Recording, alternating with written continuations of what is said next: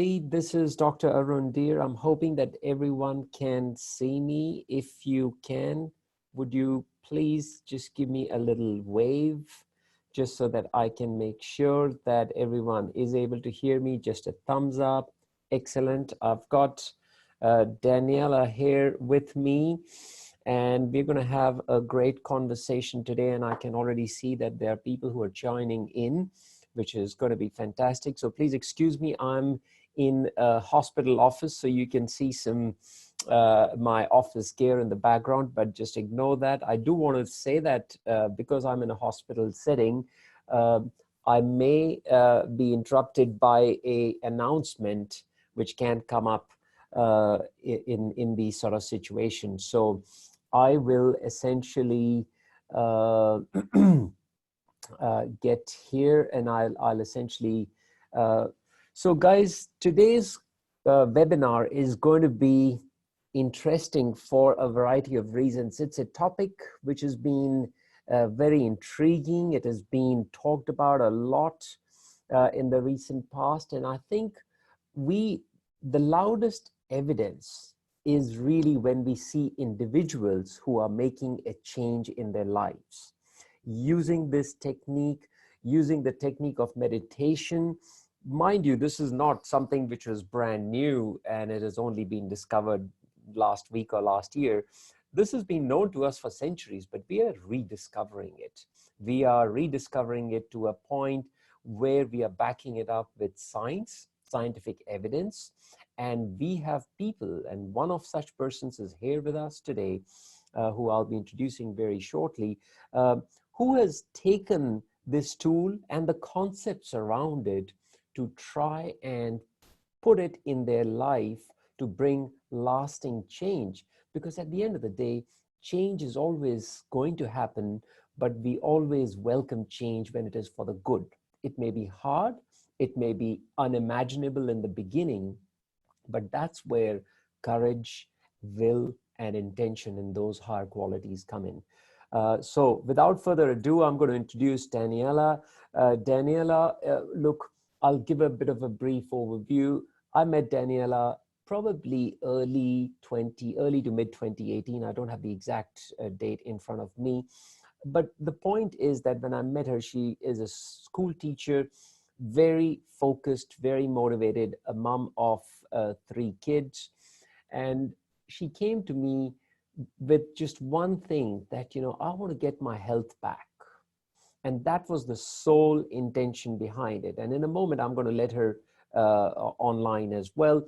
But just, I was so moved by her intention to bring about change. And that was really moving for me. She has got spine problems and back pain and all of that, which I'll let her, share with the audience. But I think she was ready. She was primed up. So she underwent the gastric sleeve surgery, and you've seen the before and after photos. We would like to talk to the real person now. So what I'm going to do is, Daniella, you are on the mic. Can everyone hear Daniella? Do you want to speak something, Daniella? How are you? Can you hear me? Great. Yes, I can hear you. And if I could get the other attendees to please just give us a bit of a thumbs up, just so that they can hear Daniella as well, that'll be great. Excellent. I can see some thumbs up coming, so that's great. So Daniella, I'm going to perhaps begin by asking you, firstly, tell us a bit about your journey. What was it that was pushing you to a point where you were considering something as extreme as weight loss surgery, and what pushed you to those limits of the envelope, if I can use that term? Sure.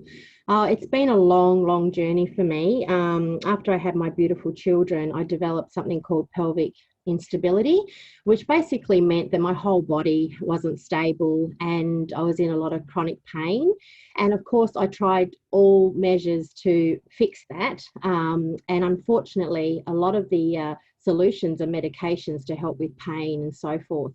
That just made me put on weight, and the pain really never went away properly.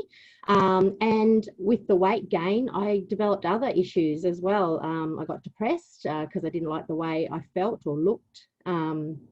And with that, I decided I had to do something about it, because basically my children need a healthy mum, a happy mum, a mum that wants to get out of bed and live life again. So after having surgery to actually stabilize my body, I realized that that wasn't enough and I needed to do something to turn my life back around. I tried every diet under the sun. I tried every type of weight loss program you could think of, and it kept failing. I don't think my mindset was right, but also I felt like my body was working against me. And so for me, the surgery was my last chance at getting my life back. So Because Daniela, just over there with the diet and, you mentioned everything, you also touched upon your mindset at that stage. So tell me, of course, we will probably revisit this, but tell me what was different at that point in time with your mindset when you were doing those diets and whatever program you may have been doing. What was it that you were thinking? And now you can look back and maybe reflect on this. What was it that was causing you to fail every time? I think I just felt doomed before I started and sort of helpless, like I didn't have control. And so I'd start off okay and I'd try really, really hard. And then I'd just get overwhelmed with life and just eat myself silly again. And that was my coping mechanism. And I think once I realized, hang on, I'm using food here to cover up a lot of the other things going on in my life, I realized, well, that's very unhealthy. It's actually doing more damage than good. And that's when I thought, I've got to change this thinking and I've got to change the way I relate to food. And also I've got to put myself first and really love myself enough to make the changes that are needed. But I needed help, and that the surgery is a great kickstart.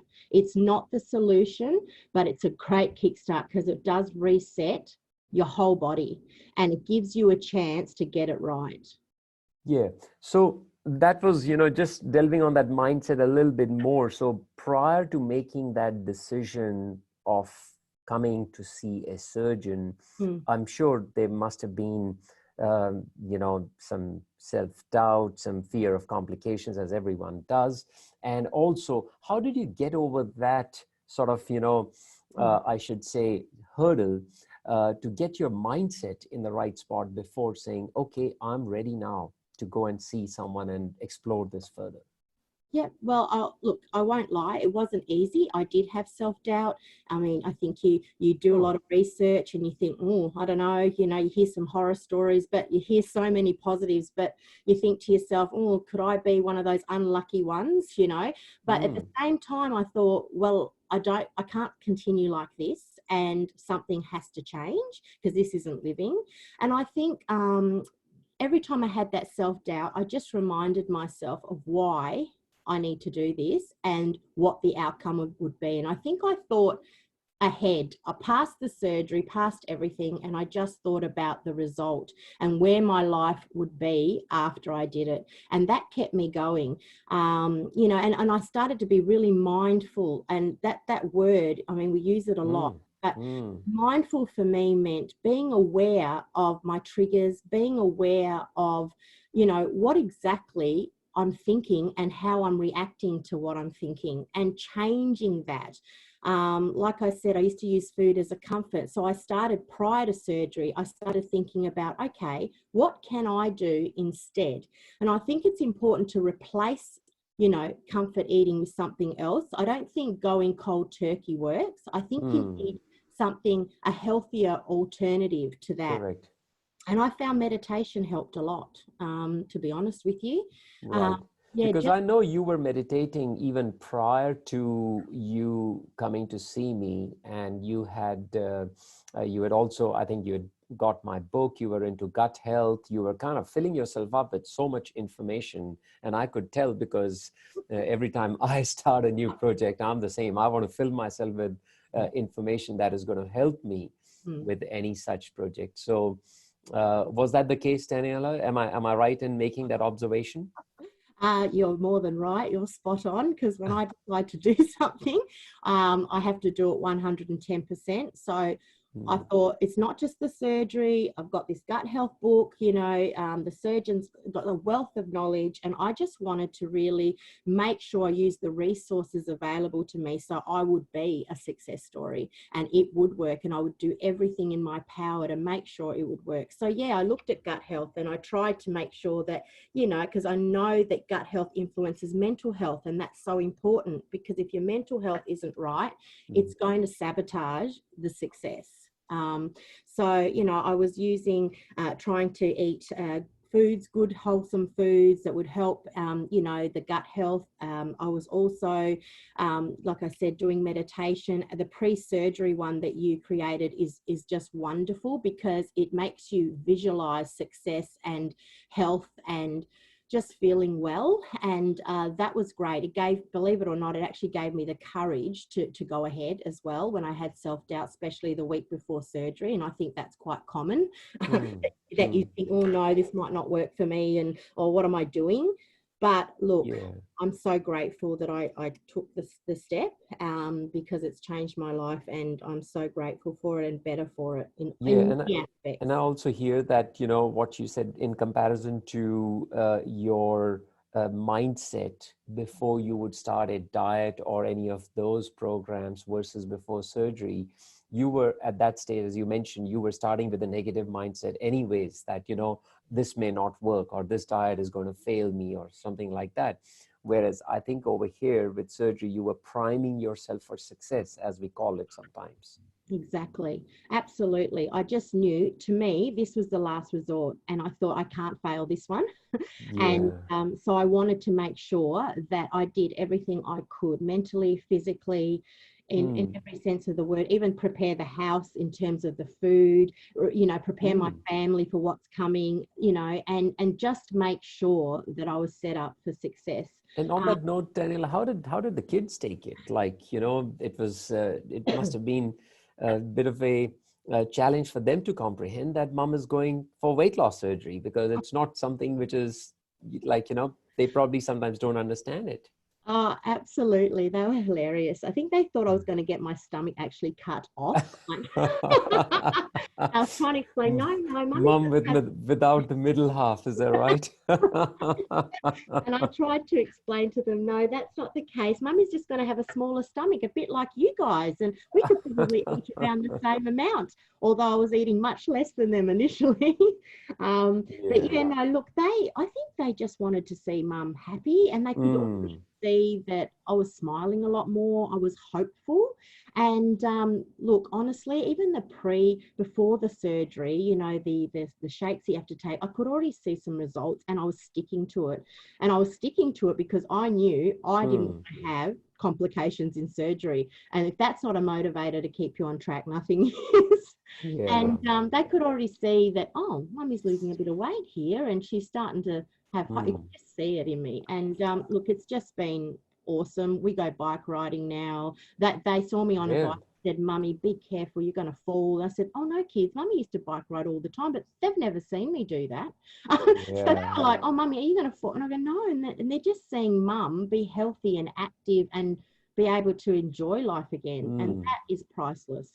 That's true. That's true. And did you also have friends and other sort of members who supported you in a way that, to go through the journey, and with both, emotional support, and obviously we all need that kind of a support after something as drastic as this?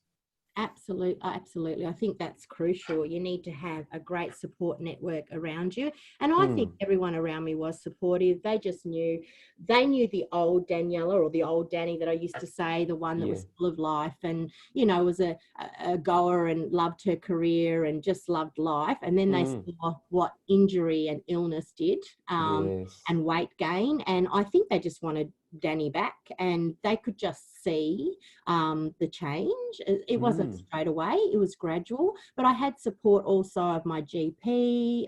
I had a psychologist, I'm not ashamed to say that, and she kept me positive as well and helped me. Oh, absolutely. You know, helped me to get the mindset right. I actually saw her the week prior to surgery. Sort of, I was like, oh, I don't know if I can do this. And she said, remember why you're doing this. You've done all the preparation. You're a great candidate.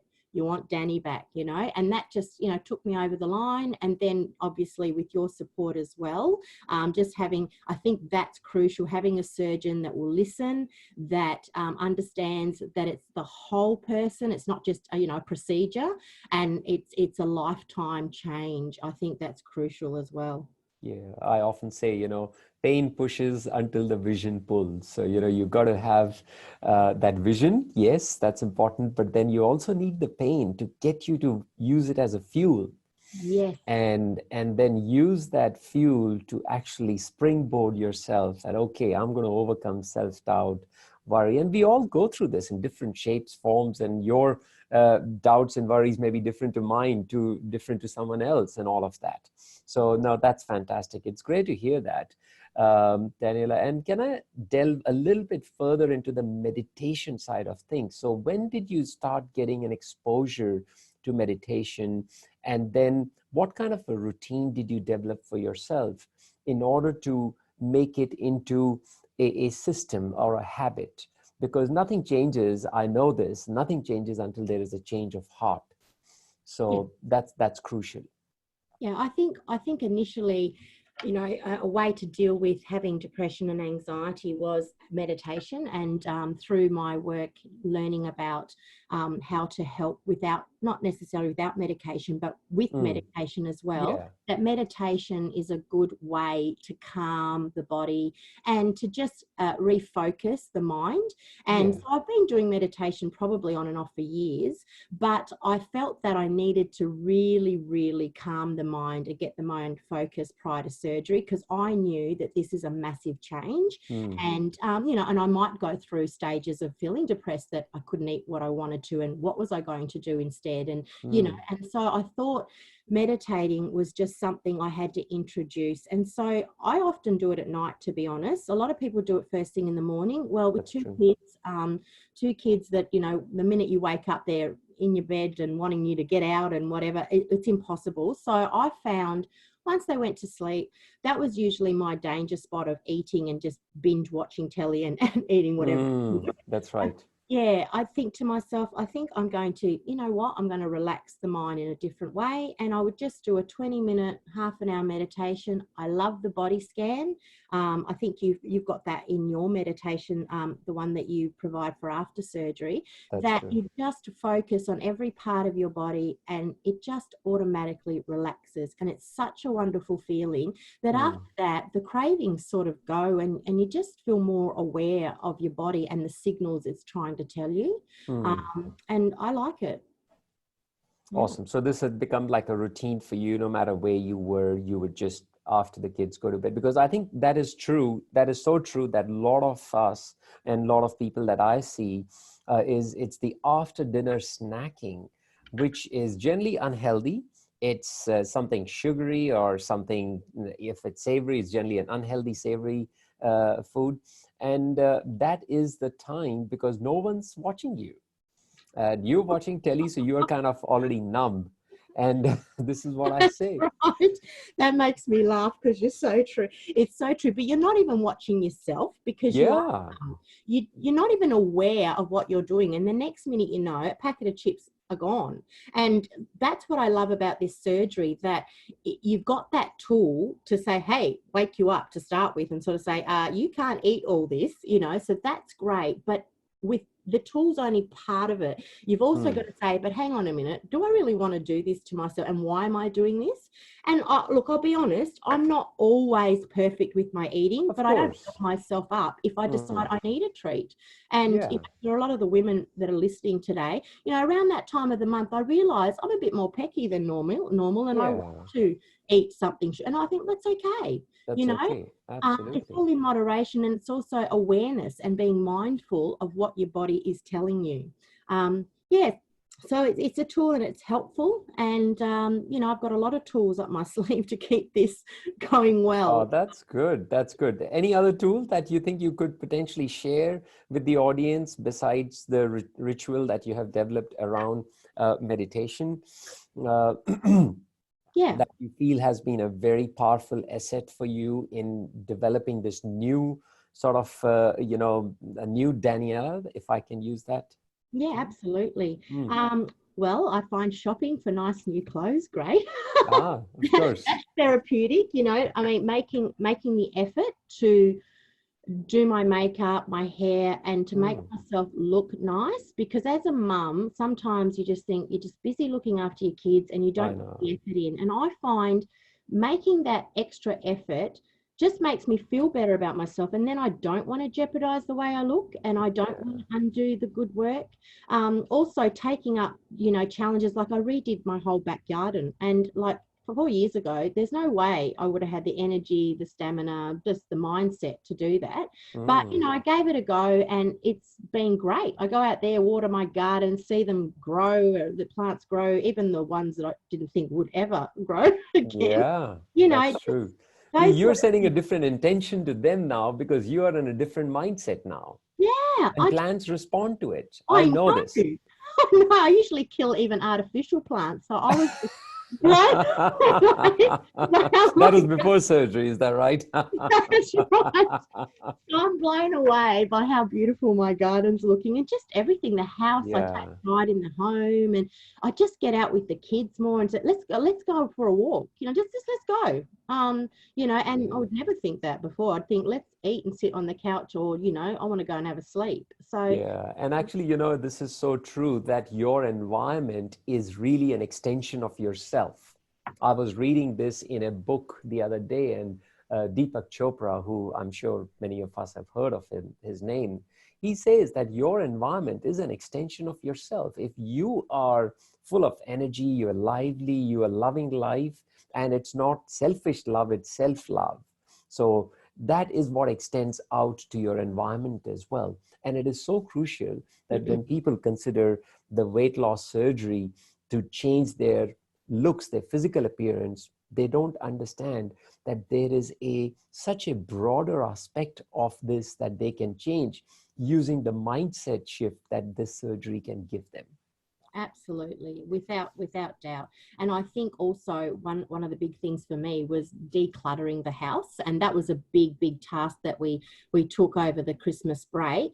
But Mm, I felt that decluttered my mind as well, and I just felt I had more energy and I had free space in my mind and in my home to start engaging in creativity again. And I've got the piano out and the drum kit. I noticed that you can play the drums too there, Arun. yeah.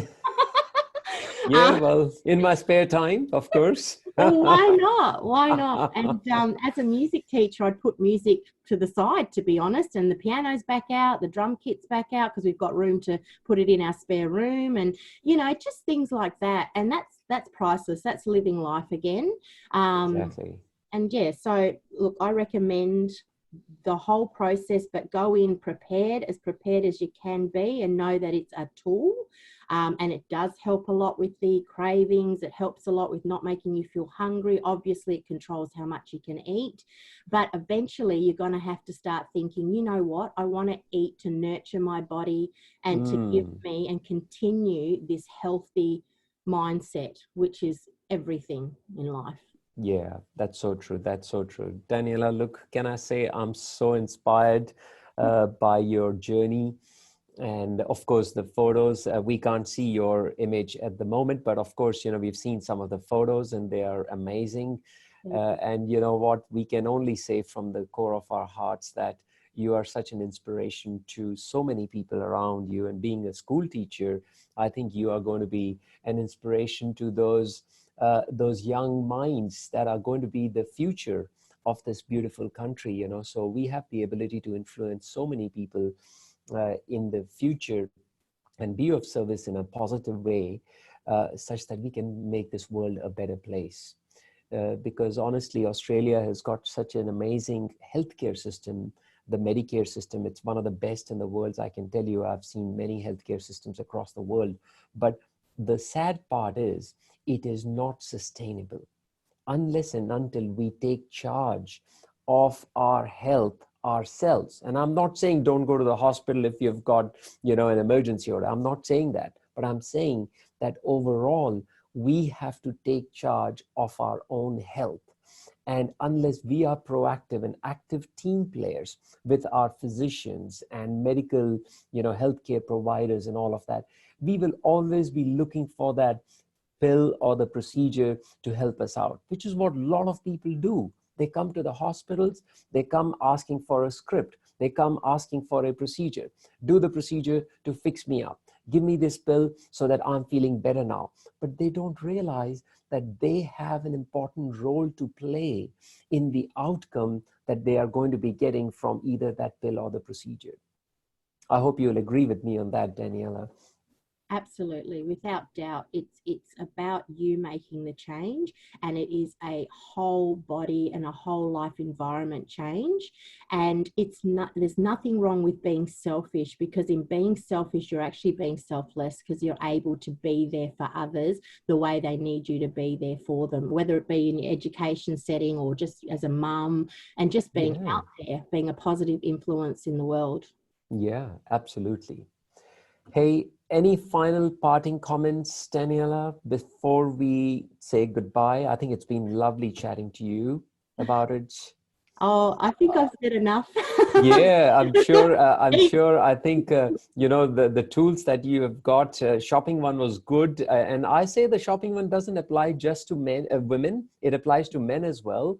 As I was told by one of my mentors really early on, he said that first dress, then address. So if you don't present well, hey, no one's going to take you seriously. So that was like my learning, and I think that is crucial. That you got to, a reflection of self-love is also that you respect your body. And this is what I often say, that if you show respect for your body, you'll be mindful of what you're putting inside your mouth and mindful of what you're putting inside your head. Spot on. And I think, they say fake it till you make it. And, sometimes you have to dress up even if you don't feel like it some days, because it does help. It really does help change the mindset as well. Exactly. Now, I've got a couple of slides that I would like to share with the audience. So I'll just go into a share mode of the screen, which is essentially just a few little slides talking really about, how can we take all of this information and actually transform it, just as Daniella has mentioned. So the thing is, when people talk about weight loss surgery, they are looking at surgery, as you can see on the bottom side of the slide, which I'm hoping everyone can see. Now, on their screen says we take the lap band, we take the sleeve or the bypass, whatever it is, but they act by way of influencing your brain, by way of the gut-brain axis. And I'm sure anyone who has had the surgery will attest to the fact that even though their stomach is smaller, but their taste perception changes. I'm sure, Daniella, you would have experienced this as well, that your smell and your food preferences and all of that changes as well. Absolutely. And I think that's a good thing. It really it's a good thing, yes. And these are the things which we did not know of initially, but as research came in, that's how we started to kind of, become more aware of this. And really, awareness is the precursor to experience. I always say that you got to first get that information, become aware what to expect. How can I get the most out of it? Because as I just mentioned, people are totally relying on pills and procedures to give themselves the relief, whereas they are not working on their own emotional energy, which is really, like most of us, 60 to 70% of the thoughts that we think in a day, this has been researched, are of a negative nature. We are self-doubting, we are in frustration, we are in blame, anger, envy. Those are the modes, whereas it takes courage to develop that upward spiral of energy of the emotions that are, you can see on the left half of the screen. So basically it's all about energy, and I relate energy to like money. If you don't have money, well, you can't really do much. You can't be of help to someone else. Whereas if you have money, you can go out and help people. You can go out and buy things for yourself that you feel you deserve. The same thing applies to energy in your body. If your body does not have energy to heal itself, it will take energy either from cells, which is your own body cells, so they won't have enough energy to actually repair and regenerate, or you will rely on your surroundings by way of other people. You know, I'll wait for someone else to come and make me happy. I'll wait for this person to come and make me feel important or loved. Where So you're looking for outside to give you that support, and it doesn't work for long that way, because you know how it feels being next to a person who's constantly looking for approval and your support and your love, and they won't do anything without it, in that way, you know, that they are completely dependent on you. It cannot continue for long. So that's where disease, disability, and discomfort starts to kick in, and obesity is a disease. Let's be honest about it, you know. So all healing needs energy. And if you know that when you are worrying about what is going to happen in the future, or you're complaining about what happened in the past, well, you are already losing all your energy. And when you do that, you get into a stressful mode.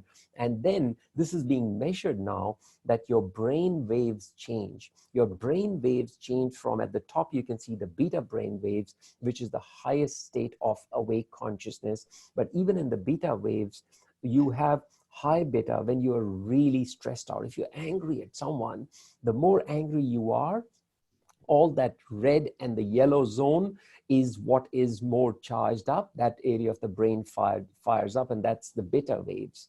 Then you come down to alpha as you are relaxing, you're meditating, you go into theta, and then deep sleep is delta waves, which is like dreamless sleep. You know, when you wake up from your dreamless, you feel so fresh, you know. That's exactly what happens. So in terms of meditation and mindfulness, there's been a lot of renewed interest in this space, and the number of scientific articles. See, I'm a researcher, I'm a man of science, I like to believe in evidence, but equally I also say that I will not wait. If I believe so strongly in something, I will not wait for science to give me the permission to believe and practice what I strongly believe in. Now, by that, what I mean is that it took me personally, it took me a lot of courage to bring up the subject of meditation and mindfulness with my patients. Because as you can imagine, when people come to see a surgeon, they are hoping to talk about an operation, and that's it. They don't want to talk about, you know, anything else. And I was the same. I said, I was feeling that, you know, if I start talking about meditation, what are people going to think of me? They're going to say, hang on, this guy doesn't know what he's talking about, or he's probably not sure about surgery. That's why he's talking about meditation. So, you know, all these sort of things around self-doubt come in your mind when you are wanting to dabble into something that you believe in. So I believed in it because I practice it and I know. But then there came a point, a shift in my own consciousness, where I said, you know what? I have to raise myself above the desire for other people's approval. I got to be authentic. I got to be speaking my own voice. And that's what allowed me to get out of this shell that, you know what, I'm going to discuss this in a respectful manner. And if people don't want to hear it, so be it, you know. So I don't know, Daniela, whether I discussed this with you, if you have any recollection in the first meeting or the second meeting about the role of mindset, meditation, and all these practices. But Yeah. Yeah, definitely. Sorry to interrupt, but definitely you did. And also that was actually reassuring to me, because I was more concerned about seeing a surgeon that just thought the whole process was, okay, let's just cut off some of your stomach and see you later. I wanted the holistic approach, and I was actually, it was refreshing to see that there was a surgeon that was aware of the whole package. Yeah. So, you know, and I've heard this so many times now, it kind of encourages me to continue to do the work that I do. And that's what led to me finally getting my, you know, yoga accreditation. And I'm a yoga teacher and I teach meditation, and now started my regular classes on a Sunday morning. So I get to see less of my family. That's not the intention. I'm just sort of mentioning that by the by. But, you know, the kids are inspired. The kids actually look at me and they say, okay, Dad, we will also start doing this meditation. So I think we all have to be role models, and we all have to inspire people to do things, especially because of the parents in the people who are watching, that we cannot force our views even on our own kids.